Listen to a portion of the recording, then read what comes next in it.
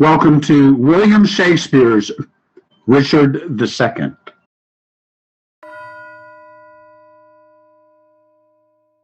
Old John of Gaunt, time-honored Lancaster, hast thou, according to thy oath and band, brought hither Henry Hereford, thy bold son, here to make good the boisterous late appeal, which then our leisure would not let us hear, against the Duke of Norfolk, Thomas Mowbray. I have, my liege. Tell me, moreover, hast thou sounded him if he appeal the Duke on ancient malice, or worthily as a good subject should, on some known ground of treachery in him? As I could sift him on that argument, on some apparent danger seen in him, aimed at your highness. No inveterate malice. Then call them to our presence. Face to face, and frowning brow to brow, ourselves will hear the accuser and the accused freely speak. High-stomached are they both, and full of ire, enraged, deaf as the sea, hasty as fire. Many years of happy days befall my gracious sovereign, my most loving liege. Each day still better others' happiness until the heavens, envying earth's good hap, add an immortal title to your crown. We thank you both. Yet one but flatters us, as well appeareth by the cause you come, namely to appeal each other of high treason. Cousin of Hereford, what dost thou object against Duke of Norfolk, Thomas Mowbray? First, heaven be the record to my speech. In the devotion of a subject's love, tendering the precious safety of my prince, and free from other misbegotten hate, come I, appellant to this princely presence. Now, Thomas Mowbray, do I turn to thee, and mark my greeting well, for what I speak, my body shall make good upon this earth, or my divine soul answer it in heaven. Thou art a traitor and a miscreant, too good to be so, and too bad to live, since the more fair and crystal is in the sky, the uglier seem the clouds that in it fly. Once more, the more to aggravate the note, with a foul traitor's name stuff I thy throat, and wish, so please my sovereign, ere I move, what my tongue speaks, my right drawn sword may prove. Let not my cold words here accuse my zeal. 'Tis not the trial of a woman's war, the bitter clamor of two eager tongues, can arbitrate this cause betwixt us twain. The blood is hot that must be cooled for this, yet I cannot of such tame patience boast as to be hushed, and not at all to say, the first fair reverence of your highness curbs me from giving reins and spurs to my free speech, which else would post until it had returned these terms of treason doubled down his throat. Setting aside his high blood's royalty, and let him be no kinsman to my liege, I do defy him, and I spit at him, call him a slanderous coward and a villain, which maintain I would allow him odds and meet him were I tied to run afoot, even in the frozen ridges of the Alps or any other ground inhabitable, where Englishman durst set his foot. Meantime, let this defend my loyalty. By all my hopes, most falsely doth he lie. Hail, trembling coward, there I throw my gage, disclaiming here the kindred of the king, and lay aside my high blood's royalty, which fear, not reverence, makes thee to accept. If guilty dread have left thee so much strength as to take up mine honor's pawn, then stoop. By that, and all the rights of knighthood else, will I make good against thee arm to arm what I have spoke, or thou canst worse devise. I take it up, and by that sword I swear, which gently laid my knighthood upon my shoulder, I'll answer thee in any fair degree or chivalrous design of knightly trial. And when I mount alive, may I not light, if I be traitor or unjustly fight. What doth our cousin lay to Mowbray's charge? It must be great that can inherit us so much as a thought of ill in him. Look what I speak, my life shall prove it true, that Mowbray hath received 8,000 nobles in name of lendings for your highness's soldiers, the which he hath detained for lewd employments, like a false traitor and injurious villain. Besides, I say, and will in battle prove, or here or elsewhere to the furthest verge that ever was surveyed by English eye, that all the treasons for these 18 years complotted and contrived in this land fetch from false Mowbray. There first head and spring.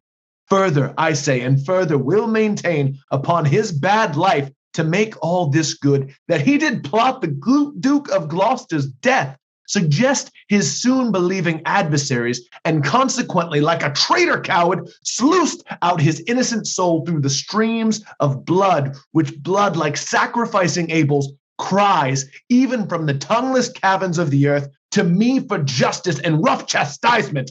And by the glorious worth of my descent, this arm shall do it, or this life be spent. How high a pitch this resolution soars! Thomas of Norfolk, what sayst thou to this? Oh, let my sovereign turn away his face and bid his ears a little while be deaf, till I have told this slander of his blood, how God and good men hate so foul a liar. Mowbray, impartial are our eyes and ears. Were he my brother, nay, my kingdom's heir, as he is but my father's brother's son, now by my scepter's awe I make a vow, such neighbor nearness to our sacred blood should nothing privilege him, nor partialize the unstooping firmness of my upright soul. He is our subject, Mowbray, so art thou. Free speech and fearless I to thee allow. Then, Bolingbroke, as low as to thy heart, through the false passage of thy throat thou liest. 3 parts of that receipt I had for Callus, dispersed I duly to his highness soldiers. The other part I reserved I by consent, for that my sovereign liege was in my debt, upon my remainder of a dear account, since last I went to France to fetch his queen. Now swallow down that lie. For Gloucester's death I slew him not, but to my own disgrace neglected my sworn duty in that case. For you, my noble of Lancaster, the honorable father of my foe, once I did lay an ambush for your life, a trespass that doth vex my grieved soul. But ere I last received the sacrament, I did confess it, and exactly begged your grace pardon, and I hope I had it. This is my fault. As for the rest appealed, it issues from the rancor of a villain, a recreant, and most degenerate traitor, which in myself I boldly will defend and interchangeably hurl down my gage upon this overweening traitor's foot, to prove myself a loyal gentleman, even in the best blood chambered in his bosom. In haste whereof, most heartily I pray your highness to assign our trial day. Wrath-kindled gentlemen, be ruled by me. Let's purge this choler without letting blood. This we prescribe, though no physician. Deep malice makes too deep incision. Forget, forgive, conclude, and be agreed. Our doctors say this is no month to bleed. Good uncle, let this end where it begun. We'll calm the Duke of Norfolk, you your son. To be a makepeace shall become my age. Throw down, my son, the Duke of Norfolk's gage. And Norfolk throw down his. When, Harry, when? Obedience bids I should not bid again. Norfolk throw down. We bid, there is no boot. Myself I throw, dead sovereign, at thy foot. My life thou shalt command, but not my shame. The one my duty owes, but my fair name. Despite of death that lives upon my grave, to dark dishonor's use thou shalt not have. I am disgraced, impeached, and baffled here, pierced to the soul with slander's venomed spear, the which no balm can cure, but his heart blood which breathed this poison. Rage must be withstood. Give me his gage.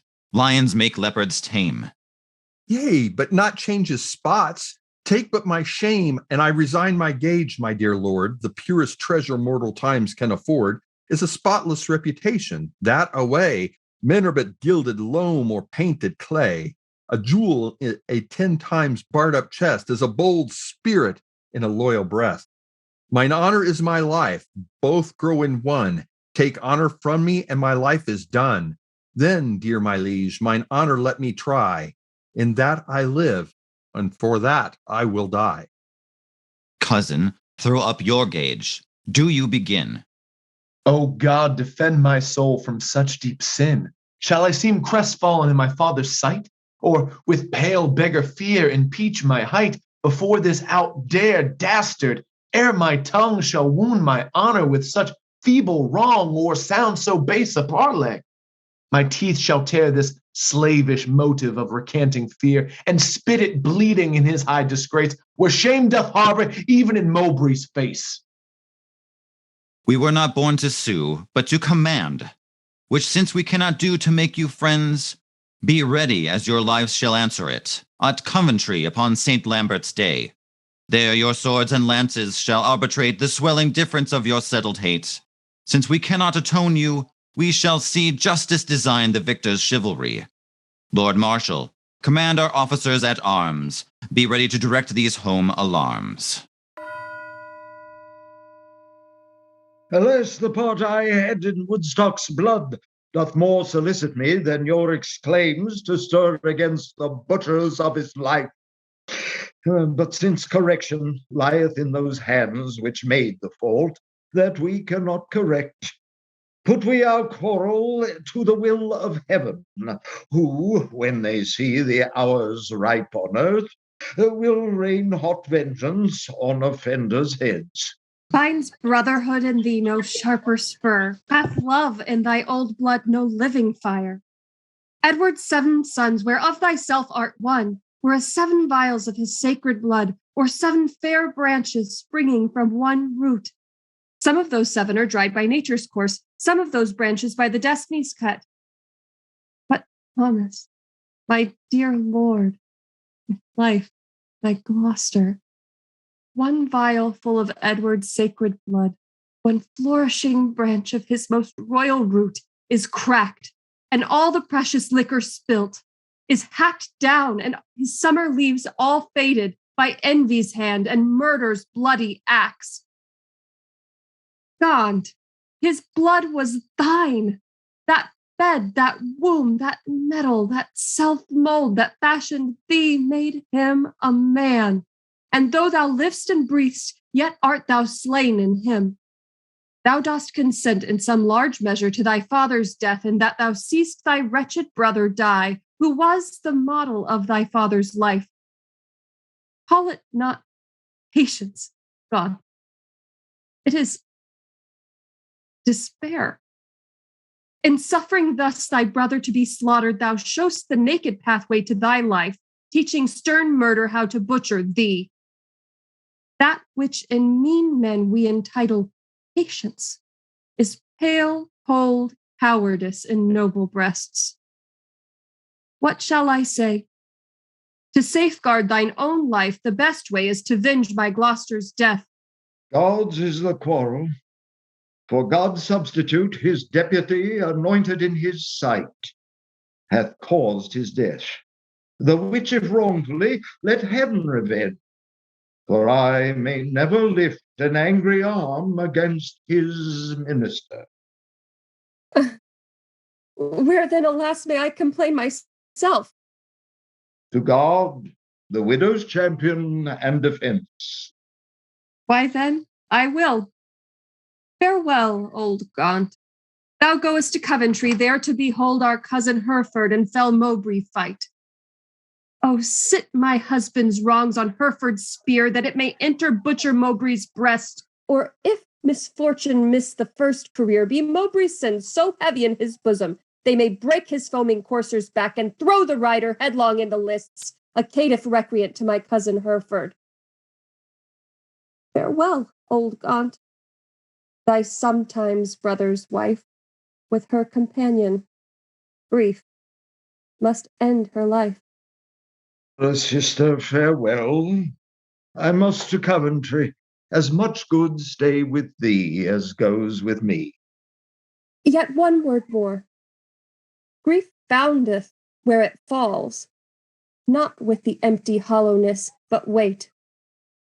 I take my leave before I have begun, for sorrow ends not when it seemeth done.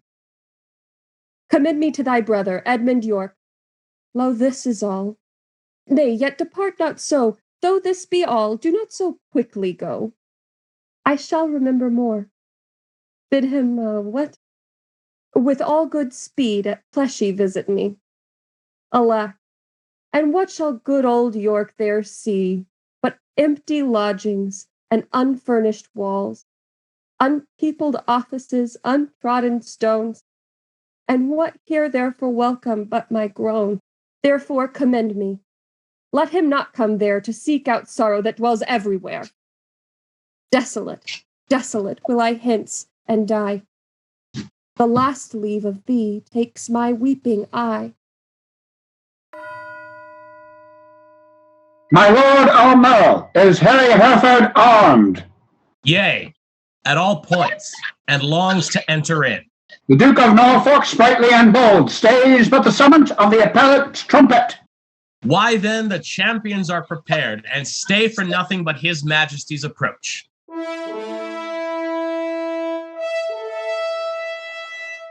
Marshal, demand of yonder champion the cause of his arrival here in arms.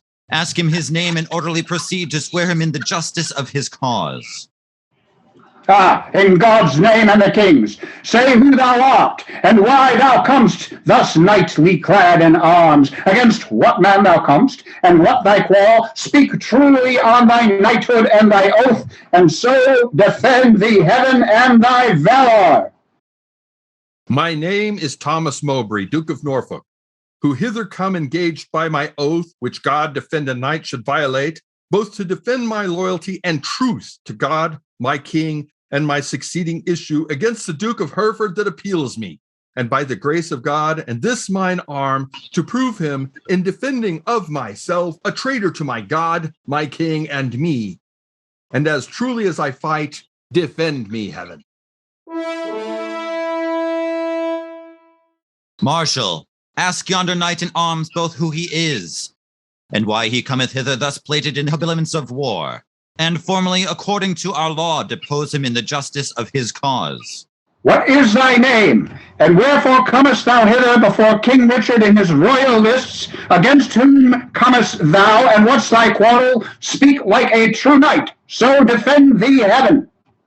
Harry of Hereford, Lancaster, and Derby am I, who ready here do stand in arms to prove by God's grace and my body's valor in lists on Thomas Mowbray, Duke of Norfolk, that he is a traitor foul and dangerous to God of heaven, King Richard, and to me. And as I truly fight, defend me heaven. On pain of death, no person be so bold or daring hardy as to touch the lists, except the marshal and such officers appointed to direct these fair designs. Lord Marshal, let me kiss my sovereign's hand and bow my knee before his majesty. For Mowbray and myself are like two men that vow a long and weary pilgrimage. Then let us take a ceremonious leave and loving farewell of our several friends. The appellant in all duty greets your highness, and craves to kiss your hand and take his leave. We will descend and fold him in our arms. Cousin of Hereford, as thy cause is right, so be thy fortune in this royal fight. Farewell, my blood, which if today thou shed, lament we may, but not revenge thee dead. Oh, let no noble eye profane a tear for me if I be gored with no Mowbray's spear. As confident as is the falcon's flight, against a bird do I with Mowbray fight. My loving lord, I take my leave of you. Of you, my noble cousin, Lord Omeril. Not sick, although I have to do with death, but lusty, young, and cheerly drawing breath. Lo, as at English feasts, so I regreet the daintiest last to make the end most sweet. O thou, the earthly author of my blood, whose youthful spirit in me regenerate, doth with a twofold vigor lift me up to reach at victory above my head, and prove unto mine armor with thy prayers and with thy blessings steel my lance's point, that it may enter Mowbray's waxen coat, and furbish new the name of John O'Gaunt, even in the lusty behavior of his son. God in thy good cause make thee prosperous. Be swift like lightning in the execution, and let thy blows doubly redoubled fall like amazing thunder on the cast of thy adverse pernicious enemy. Rouse up thy youthful blood, Be valiant and live. Mine innocence and St. George to thrive. However God or fortune cast my lot, there lives or dies, true to King Richard's throne, a loyal, just, and upright gentleman. Never did captive with a freer heart cast off his chains of bondage and embrace his golden, uncontrolled enfranchisement more than my dancing soul doth celebrate this feast of battle with mine adversary. Most mighty liege and my companion peers, take from my mouth the wish of happy years. As gentle and as jocund as to jest, I go to fight. Truth hath quiet breast. Farewell, my lord. Securely I espy virtue with valor couched in thine eye. Order the trial, Marshal, and begin. Harry of Hereford, Lancaster, and Derby, receive thy lance, and God defend the right. Strong as a tower in hope, I cry amen. Go bear this lance to Thomas, Duke of Norfolk. Harry of Hereford, Lancaster, and Derby stands here for God his sovereign and himself on pain to be found false and recreant, on pain to be found false and recreant, to prove the Duke of Norfolk, Thomas Mowbray, a traitor to his God, his king, and him, and dares him to set forward to the fight. Here standeth Thomas Mowbray, Duke of Norfolk, on pain to be found false and recreant, both to defend himself and to approve Henry of Hereford, Lancaster, and Derby to God, his sovereign, and to him disloyal, courageously and with a free desire, attending but the signal to begin. Sound trumpets, and set forward combatant. Stay! The king hath thrown his warder down! Let them lay by their helmets and their spears, and both return back to their chairs again. Withdraw with us, and let the trumpets sound while we return these dukes what we decree.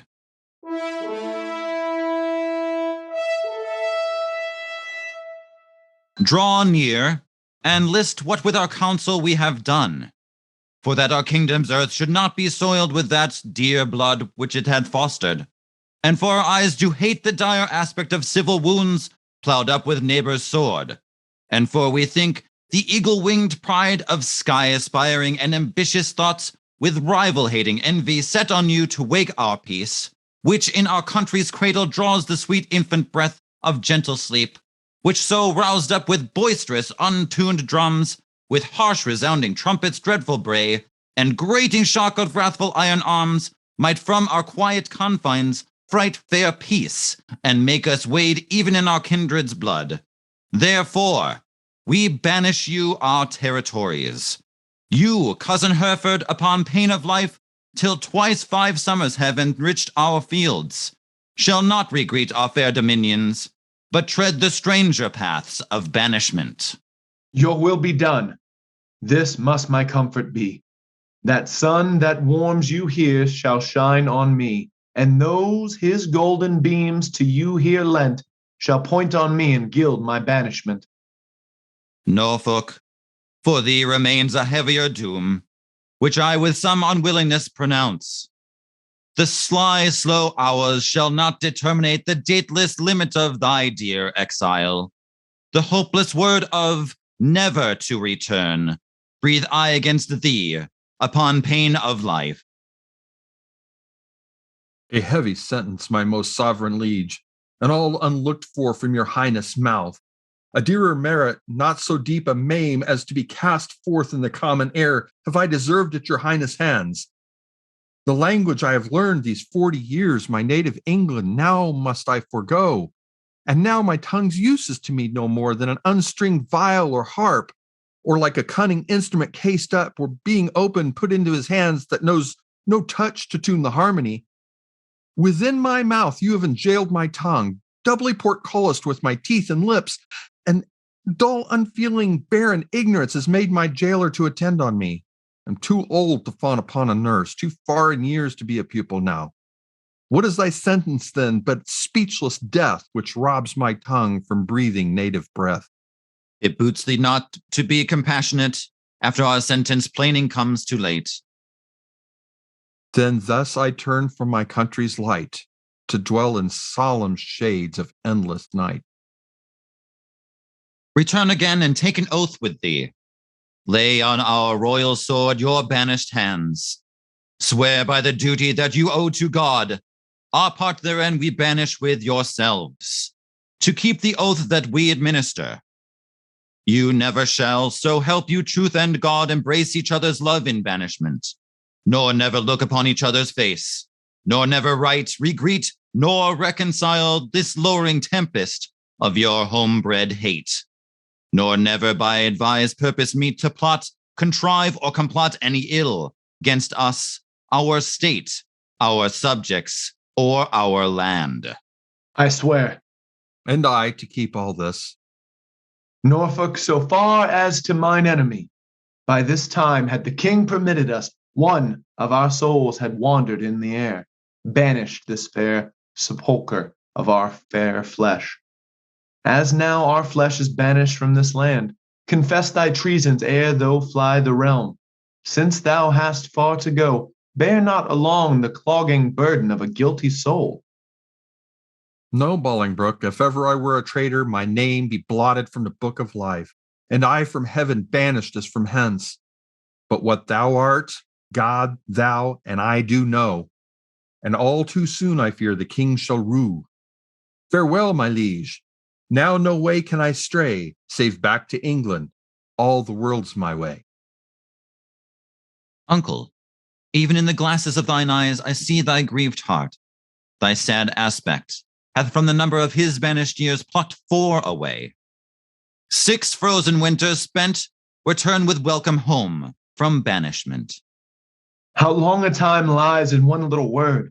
4 lagging winters and 4 wanton springs end in a word. Such is the breath of kings. I thank my liege that in regard of me, he shortens 4 years of my son's exile. But little vantage shall I reap thereby, for ere the 6 years that he hath to spend can change their moons and bring their times about, my oil-dried lamp and time-bewasted light shall be extinct with age and endless night. My inch of taper will be burnt and done, and blindfold death not let me see my son. Why, uncle, thou hast many years to live. But not a minute, king, that thou canst give. Shorten my days thou canst with sullen sorrow, and pluck nights from me, but not lend a morrow. Thou canst have time to furrow me with age, but stop no wrinkle in his pilgrimage. Thy word is current with him for my death, but dead, thy kingdom cannot buy my breath. Thy son is banished upon good advice, whereto thy tongue a party verdict gave. Why at our justice seemest thou then to lour? Things sweet to taste prove in digestion sour. You urged me as a judge, but I had rather you would have bid me argue like a father. Oh, had it been a stranger, not my child, to smooth his fault, I should have been more mild. A partial slander sought I to avoid, and in the sentence my own life destroyed. Alas, I looked when some of you should say I was too strict to make mine own away, but you gave leave to my unwilling tongue against my will to do myself this wrong. Cousin, farewell, and uncle bid him so. 6 years we banish him, and he shall go.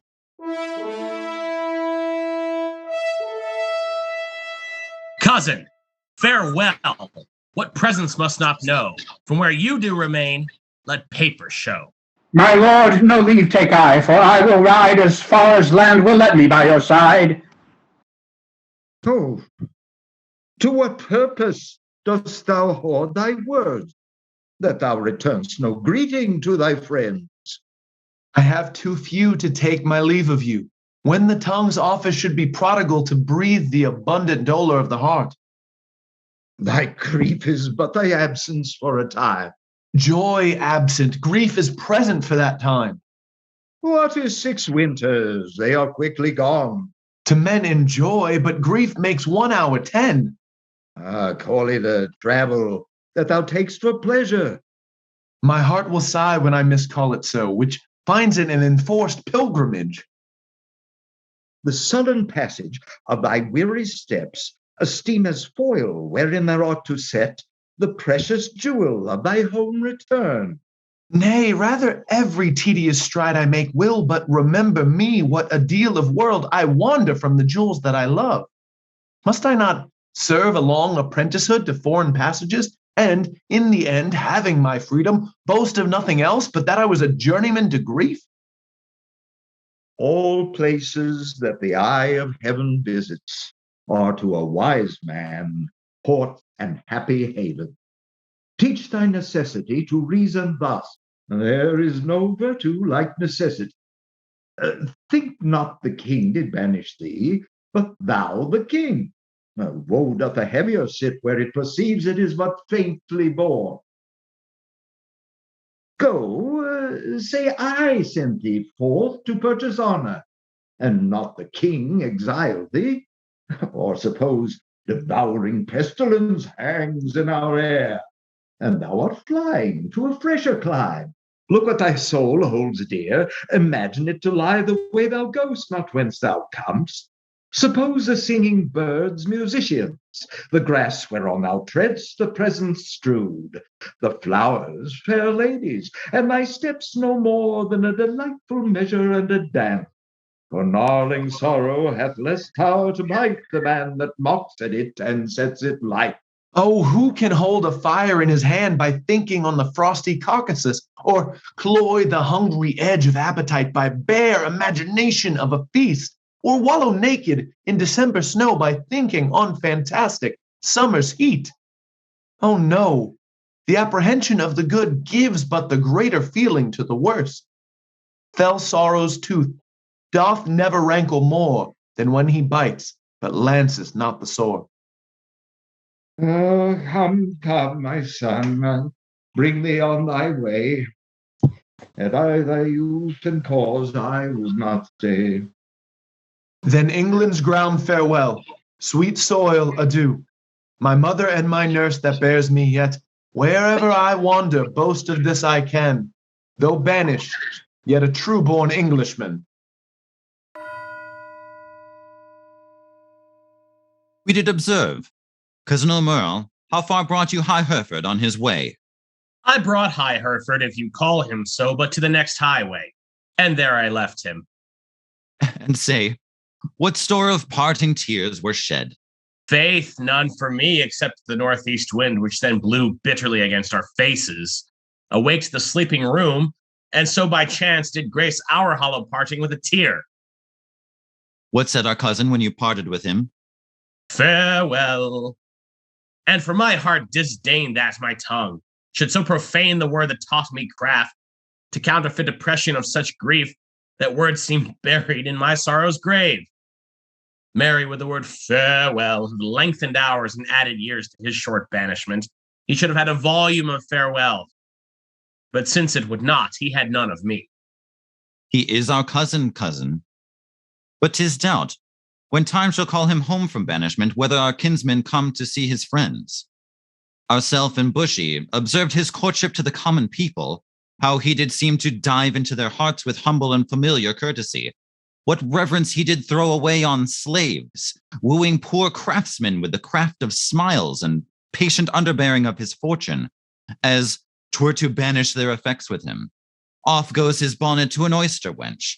A brace of draymen bid God speed him well, and had the tribute of his supple knee, with thanks, my countrymen, my loving friends, as were our England in reversion his, and he our subjects next degree in hope. Well, he is gone, and with him go these thoughts. Now, for the rebels which stand out in Ireland, expedient manage must be made, my liege, ere further leisure yield them further means for their advantage and your highness's loss. We will ourself in person to this war. And for our coffers with too great accord and liberal largeness are grown somewhat light, we are enforced to farm our royal realm, the revenue whereof shall furnish us for our affairs in hand. If that come short, our substitutes at home shall have blank charters whereto. When they shall know what men are rich, they shall subscribe them for large sums of gold, and send them after to supply our wants. For we will make for Ireland presently. Bushy, what news? Old John of Gaunt is grievous sick, my lord, suddenly ta'en, has sent post-haste to entreat your majesty to visit him. Where lies he? At Ely House. Now put God in the physician's mind to help him to his grave immediately. The lining of his coffers shall make coats to deck the soldiers for these Irish wars. Come, gentlemen, let's all go visit him. Pray God we make haste and come too late. Amen. Will the king come that I may breathe my last in wholesome counsel to his unstayed youth? Vex not yourself, nor strive not with your breath, for all in vain comes counsel to his ear. Oh, but they say the tongues of dying men enforce attention like deep harmony. Where words are scarce, they're seldom spent in vain, for they breathe truth that breathe their words in pain. He that no more must say is listened more than they whom youth and ease have taught to gloze. More are men's ends marked than their lives before, the setting sun and music at the close. As the last taste of sweets is sweetest last, writ in remembrance more than things long past. Though Richard my life's counsel would not hear, my death's sad tale may yet undeaf his ear.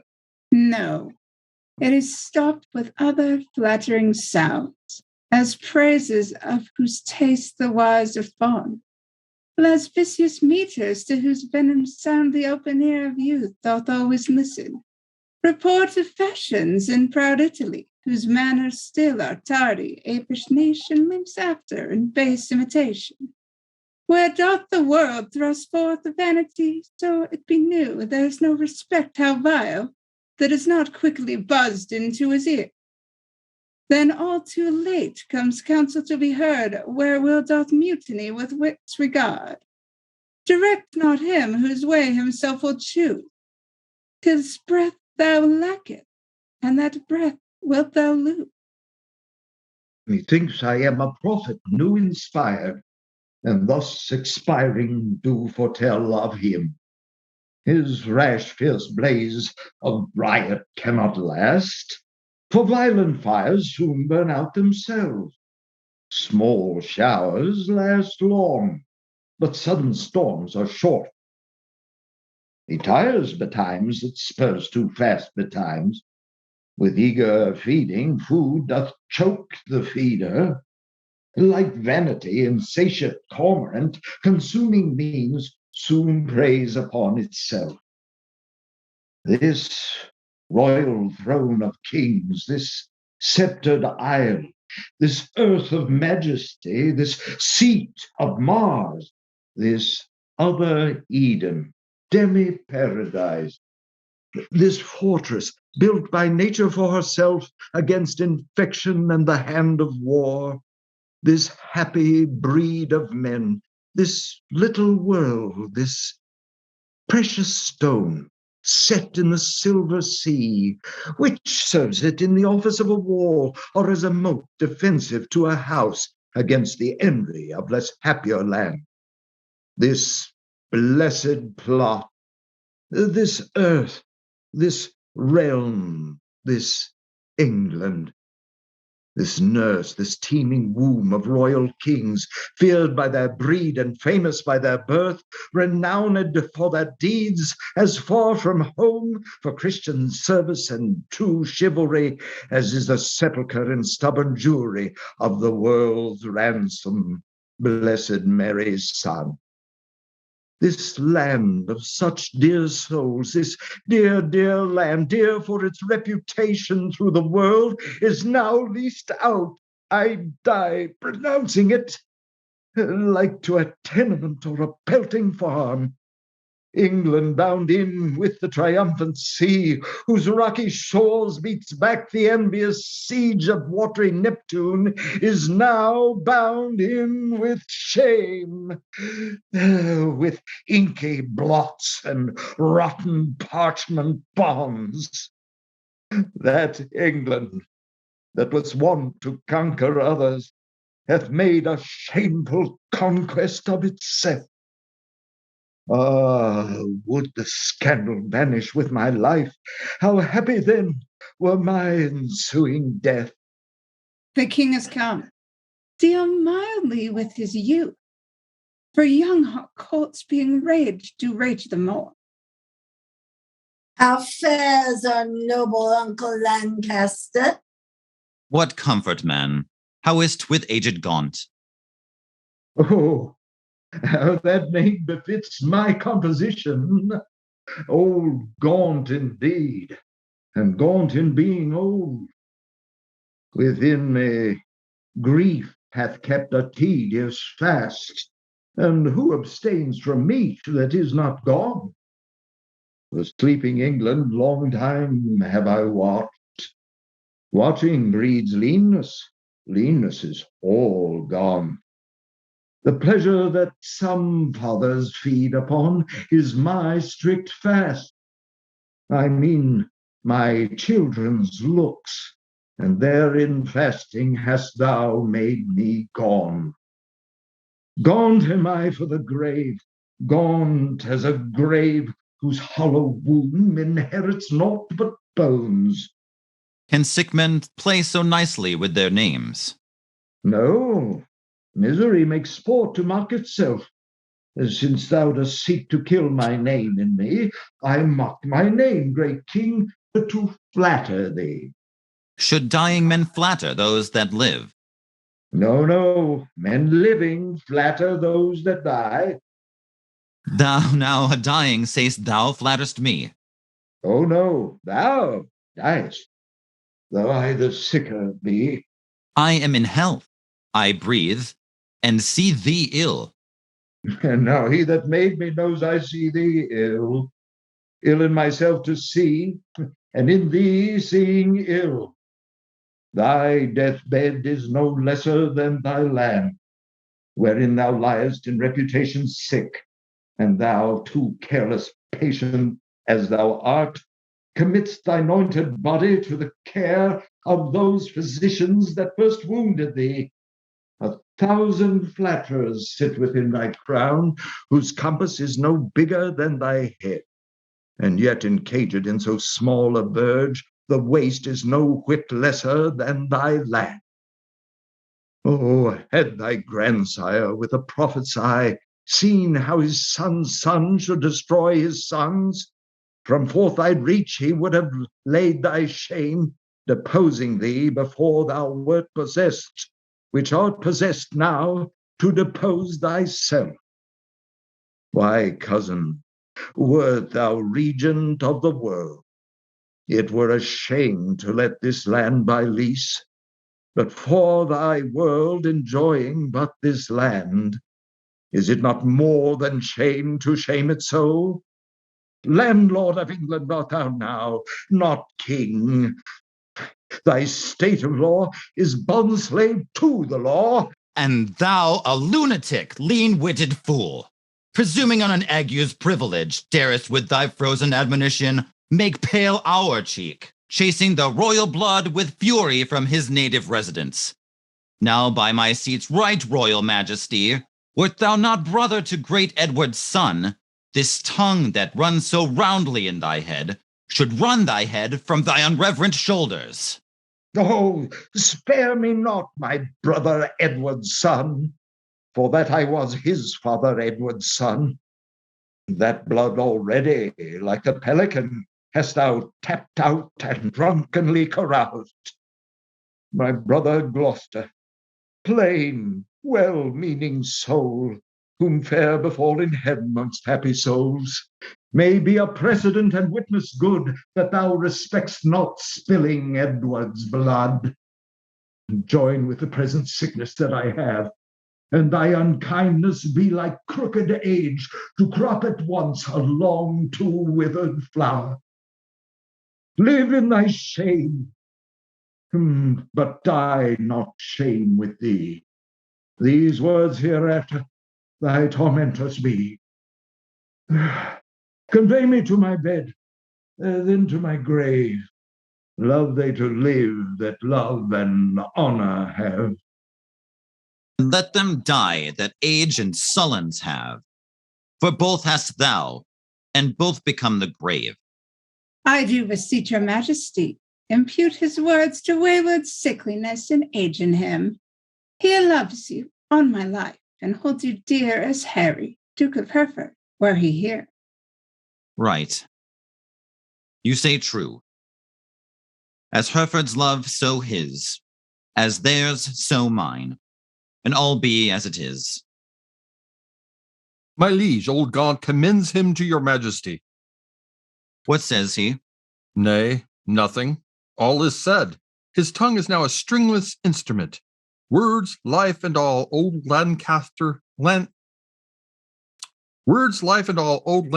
has spent.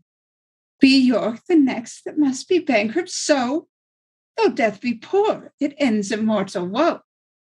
The ripest fruit falls first, and so doth he. His time is spent, our pilgrimage must be. So much for that. Now, for our Irish wars. We must supplant those rough, rug-headed kerns, which live like venom where no venom else, but only they have privilege to live. And for these great affairs, do ask some charge. Towards our assistance we do seize to us the plate, coin, revenues, and movables, whereof our uncle Gaunt did stand possessed. How long shall I be patient? How long shall tender duty make me suffer wrong? Not Gloucester's death, nor Hereford's banishment, nor Gaunt's rebukes, nor England's private wrongs, nor the prevention of poor Bolingbroke, about his marriage, nor my own disgrace have ever made me sour my patient cheek, or bend one wrinkle on my sovereign's face. I am the last of noble Edward's sons, of whom thy father, Prince of Wales, was first. In war was never lion raged more fierce. In peace was never gentle land more mild than was that young and princely gentleman. His face thou hast, for even so looked he, accomplished with the number of thine hours. But when he frowned, it was against a friend, and not against his friend. His noble hand did win what he did spend, and spent not that which his triumphant father's hand had won. His hands were guilty of no kindred blood, but bloody with the enemies of his kin. Oh, Richard, York is far too gone with grief, or else he never would compare between. Why, uncle, what's the matter? Oh, my liege, pardon me if you please. If not, I, please, not to be pardoned, am content with all. Seek you to seize and grip into your hands the royalties and rights of banished Hereford? Is not Gaunt dead, and doth not Hereford live? Was not Gaunt just, and is not Harry true? Did not the one deserve to have an heir? Is not his heir a well-deserving son? Take Hereford's rights away and take from time his charters and his customary right? Let not tomorrow then ensue today. Be not thyself, for how art thou a king but by fair sequence and succession? Now afore God, God forbid I say true, if you do wrongfully seize Hereford's right, call in the letters patent that he hath by his attorneys general to sue his livery, and deny his offered homage. You pluck 1,000 dangers on your head. You lose 1,000 well-disposed hearts, and prick my tender patience to those thoughts which honor and allegiance cannot think. Think what you will, We seize into our hands his plate, his goods, his money, and his lands. I'll not be by the while. My liege, farewell. What will ensue hereof, there's none can tell. But by bad courses may be understood that their events can never fall out good. Go, Bushy, to the Earl of Wiltshire straight. Bid him repair us to Illy House, to see this business.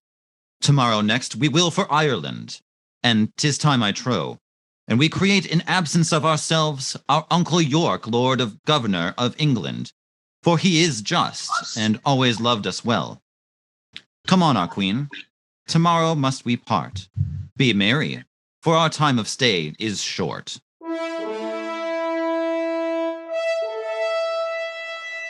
Well, lords, the Duke of Lancaster is dead. Well, and living too, for now his son is Duke. Barely in title, not in revenues. Richly in both, if justice had her right. My heart is great, but it must break with silence, ere it be disburdened with a liberal tongue. Nay, speak thy mind, and let him ne'er speak more that speaks thy words again to do thee harm.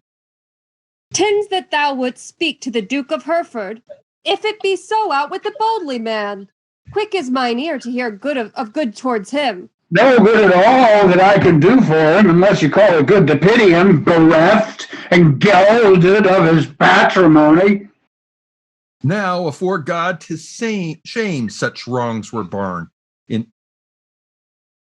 Now, afore God, 'tis shame such wrongs were born in him, a royal prince and many more of noble blood in this declining land. The king is not himself, but basely led by flatterers and what they will inform, merely in hate against any of us all, that will the king severely prosecute against us, our lives, our children, and our heirs. The commons hath he pilled with grievous taxes, and quite lost their hearts. The nobles hath he fined for ancient quarrels, and quite lost their hearts. And daily new exactions are devised, as blanks, benevolences, and I wot not what. But what a God's name doth become of this? Wars hath not wasted it, for ward hath he not, but basely yielded upon compromise, that which his noble ancestors achieved with blows. More hath he spent in peace than they in wars. The Earl of Wiltshire hath the Roman farm. The king's grown bankrupt like a broken man. Reproach and dissolution hangeth over him. He hath not money for these Irish wars, his burdensome taxations notwithstanding, but by the robbing of the banished duke. His noble kinsman, most degenerate king.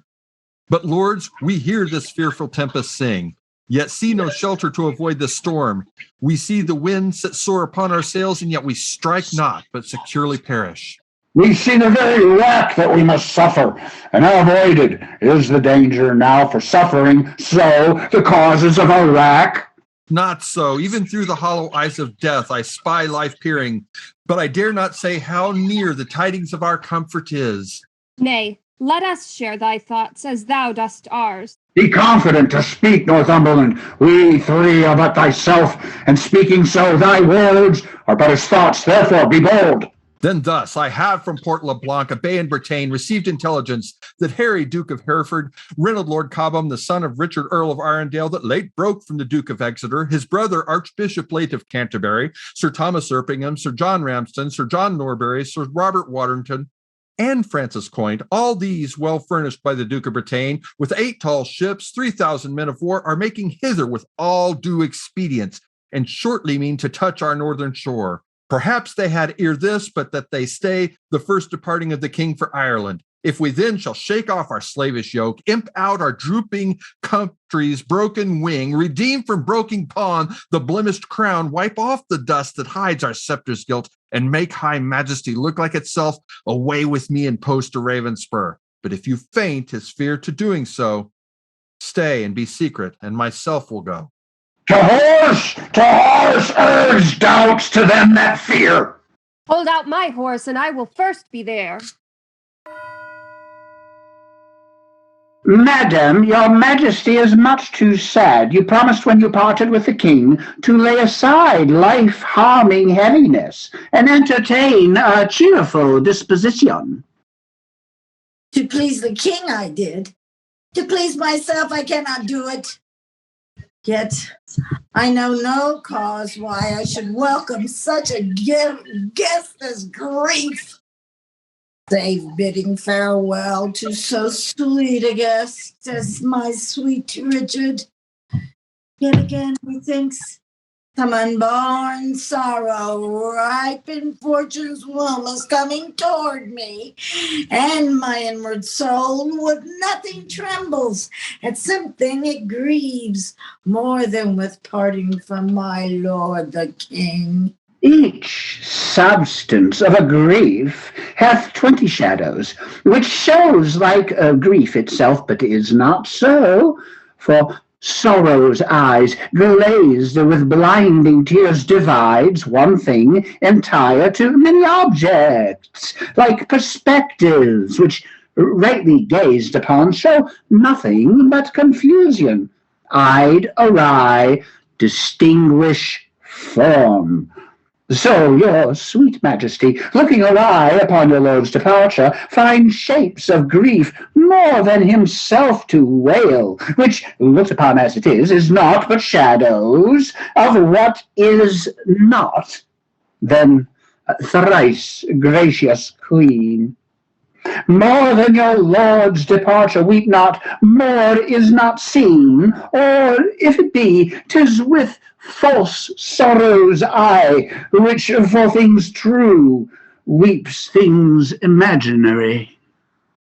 It may be so, but yet my inward soul persuades me it is otherwise. Howe'er it be, I cannot but be sad, so heavy sad, as though on thinking, oh no thought I think, makes me heavy, nothing, faint and shrink. 'Tis nothing but conceit, my gracious lady.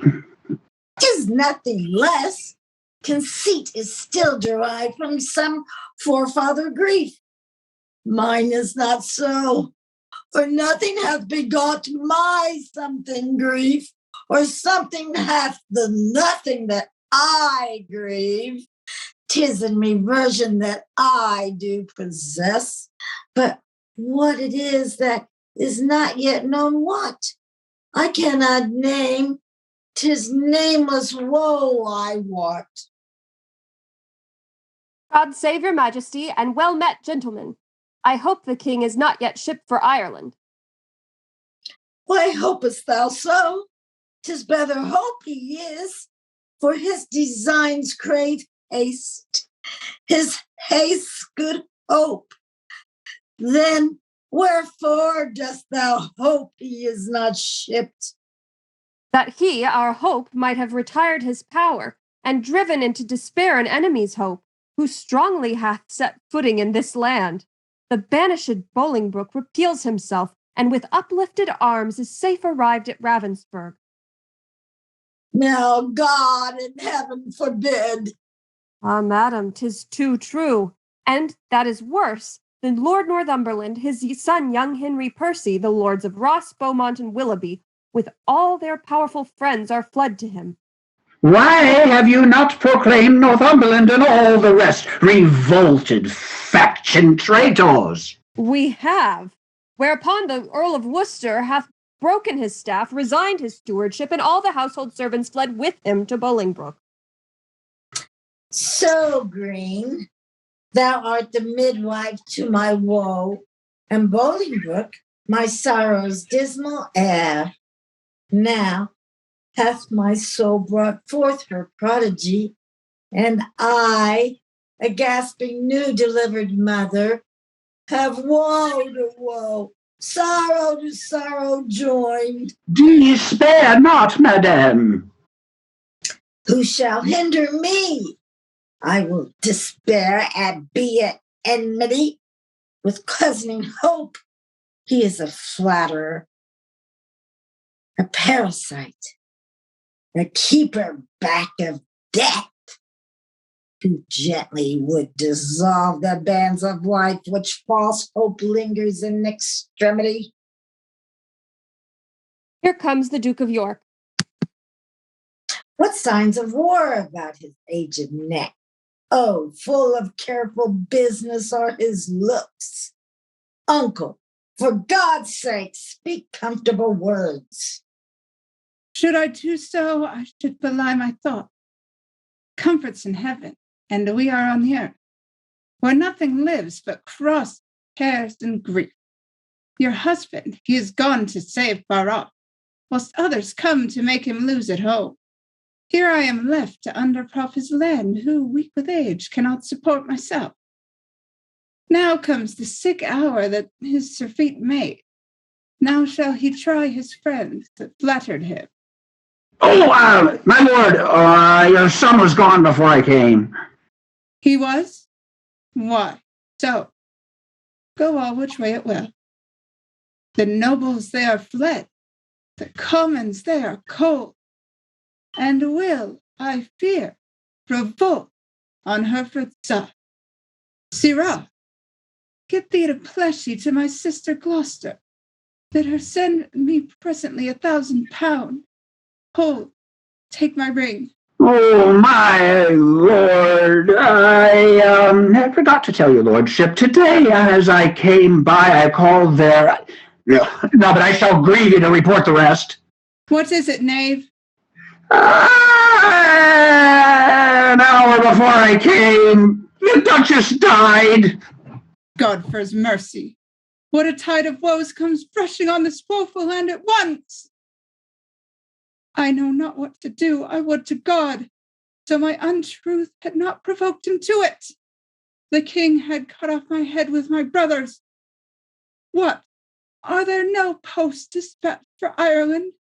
How shall we do for money for these wars? Come, sister, cousin, I would say, pray, pardon me. Go, fellow, get thee home, provide some cart, and bring away the armor that is there. Gentlemen, will you go muster men? If I know how or which way to order these affairs, thus disorderly thrust into my hands. Never believe me, both are my kinsmen, one is my sovereign, whom both my oath and duty bids defend. The other again is my kinsman, whom the king hath wronged, whom conscience and my kindred bids to right. Well, somewhat we must do. Come, cousin, I'll dispose of you. Gentlemen, go muster up your men, and meet me presently at Berkeley. I should go to Pleshy too. Good time will not permit. All is uneven, and everything is left at 6 and 7. Oh, the wind sits fair for news. To go to Ireland, but none returns. For us to levy power proportional to the enemy is all impossible. Besides, our nearness to the king in love is near the hate of those love not the king. And that is the wavering commons, for their love lies in their purses, and whoso empties them by so much fills their hearts with deadly hate. Wherein the king stands generally condemned. If judgment lie in them, so do we, because we have ever been near the king. Well, I will for refuge straight to Bristol Castle. The Earl of Wiltshire is already there. Thither will I with you, for little office will the hateful commons perform for us, except like curs to tear us all to pieces. Will you go along with us? No, I will to Ireland, to his majesty. Farewell. If heart's presages be not vain, we three here part that ne'er shall meet again. Oh, that's as York thrives to beat back Bolingbroke. Alas, poor Duke, the task he undertakes is numbering sands and drinking oceans dry. Where one on his side fights, thousands will fly. Farewell at once, for all, and ever. Well, will you name yet meet again? I fear me, never. How far is it, my lord, to Berkeley now? Believe me, noble lord, I'm a stranger here in Gloucestershire. These high, wild hills and rough, uneven ways draws out our miles and makes them wearisome. And yet your fair discourse hath been as sugar making the hard way sweet and delectable. But I think me what a weary way from Ravenspur to Cotswold will be found in Ross and Willoughby, wanting your company, which I protest hath very much beguiled the tediousness and process of my travel. But theirs is sweetened with the hope to have the present benefit which I possess, and hope to joy is little less enjoyed than hope enjoyed. But this the weary lords shall make their way seem short, as mine hath done, by sight of what I have, your noble company. Of much less value is my company than your good words. But who comes here? It is my son, young Harry Percy. It is my son, young Harry Percy, sent for my brother in Worcester whensoever. It is my son, young Harry Percy, sent for my brother Worcester whensoever. Harry, how fares your uncle? I had thought, my lord, to have learned his health of you. What, is he not with the queen? No, my good lord, he hath forsook the court, broken his staff of office, and dispersed the household of the king. What was his reason? He was not so resolved when last we spake together. Because your lordship was proclaimed traitor. But he, my lord, is gone to Ravenspur to offer service to the Duke of Hereford, and sent me over by Berkeley to discover what power the Duke of York had levied there. Then with directions to repair to Ravenspur. Have you forgot the Duke of Hereford, boy? No, my good lord, for that is not forgot which ne'er I did remember. To my knowledge, I never in my life did look him. Then learn to know him now. This is the Duke. My gracious lord, I tender you my service, such as it is, being tender, raw, and young, which elder days shall ripen and confirm to more approved service and desert. I thank thee, gentle Percy, and be sure I count myself in nothing else so happy as in a soul remembering my good friends. And as my fortune ripens with thy love, it shall be still thy true love's recompense. My heart this covenant makes, my hand thus seals it.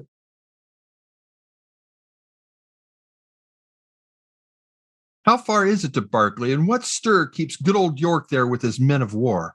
There stands the castle by yon tuft of trees, manned with 300 men, as I have heard, and in it are the lords of York, Berkeley, and Seymour, none else of name and noble estimate. Here come the lords of Ross and Willoughby, bloody with spurring, fiery red with haste. Welcome, my lord. I what your love pursues a banished traitor. All my treasury is yet but unfelt thanks, which, more enriched, shall be your love and labor's recompense. Oh, your presence makes us rich, most noble lord. And far surmounts our labor to attain it. Evermore thanks the exchequer of the poor, which, till my infant fortune comes to years, stands for my bounty. But who comes here? It is my lord of Berkeley, as I guess. My lord of Hereford, my message is to you. My lord, my answer is to Lancaster, and I am come to seek that name in England, and I must find that title in your tongue before I make reply to aught you say. Mistake me not, my lord. 'Tis not my meaning to raise one title of your honor out. To you, my lord, I come, what lord you will, from the most gracious regent of this land, the Duke of York, to know what pricks you on to take advantage of the absent time and fright our native peace with self-born arms. I have not need transport my words by you. Here comes his grace in person, my noble uncle. Show me thy humble heart, and not thy knee, whose duty is deceivable and false. My gracious uncle, I would... Tut, tut. Grace me no grace, nor uncle me no uncle. I am no traitor's uncle, and that word grace in an ungracious mouth is but profane. Why have those banished and forbidden legs dared once to touch a dust of England's ground? But then more why have they dared to march so many miles upon her peaceful bosom, frighting her pale-faced villages with war and ostentation of despised arms? Comest thou because the anointed king is hence? Why, foolish boy, the king is left behind, and in my loyal bosom lies his power. Were I but now the lord of such hot youth as when brave Gaunt thy father and myself rescued the Black Prince that young Mars of men, from forth the ranks of many thousand friends. Oh, then how quickly should this arm of mine, now prisoner to the palsy, chastise thee, and minister correction to thy fault. My gracious uncle, let me know my fault. On what condition stands it, and wherein? Even in condition of the worst degree, in gross rebellion and detested treason. Thou art a banished man, and here art come before the expiration of thy time in braving arms against thy sovereign. As I was banished Hereford. But as I come for Lancaster. And, noble uncle, I beseech your grace, look on my wrongs with an indifferent eye. You are my father, for methinks in you I see old Gaunt alive. Oh then, my father, will you permit that I shall stand condemned, a wandering vagabond, my rights and royalties plucked from my arms perforce and given away to upstart unthrifts? Wherefore was I born? If that my cousin king be king in England, it must be granted I am Duke of Lancaster. You have a son, Omeril, my noble cousin.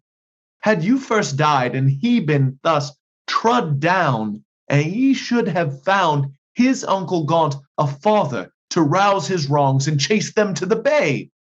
I'm denied to sue my livery here, and yet my letters patents give me leave. My father's goods are all distrained and sold, and these and all are all misemployed. What would you have me do? I am a subject and I challenge law. Attorneys are denied me, and therefore, personally, I lay my claim to my inheritance of free descent. The noble Duke has been too much abused. It stands your grace upon to do him right.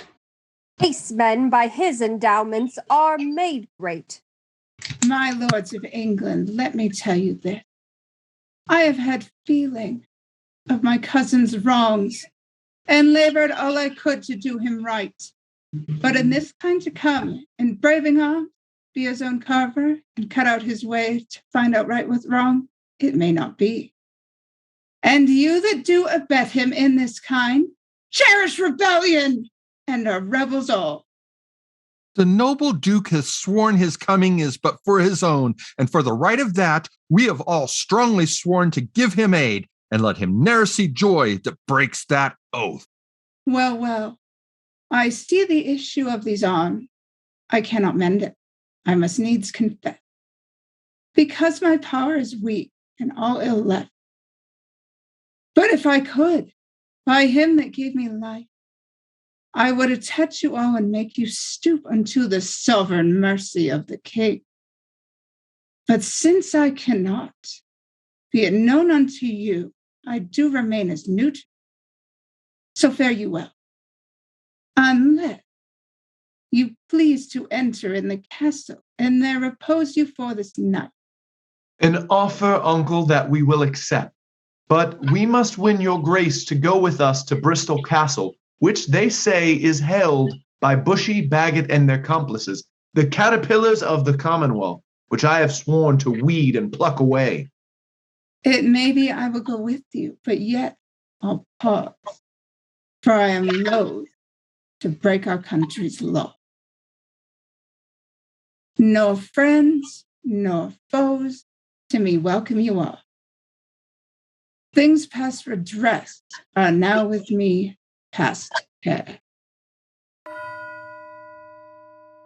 My lord of Salisbury, we have stayed 10 days and hardly kept our countrymen together, and yet we hear no tidings from the king.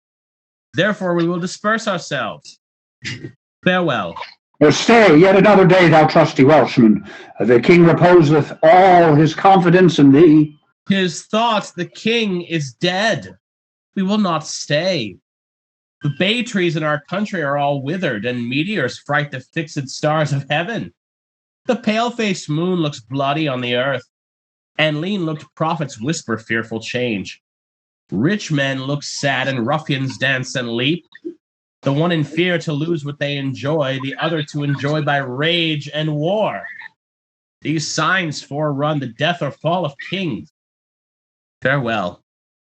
Our countrymen are gone and fled, as well assured Richard Their king is dead. Ah, Richard, with the eyes of heavy mind, I see thy glory like a shooting star fall to the base earth from the firmament. Thy sun sets weeping in the lowly west, witnessing storms to come, woe and unrest.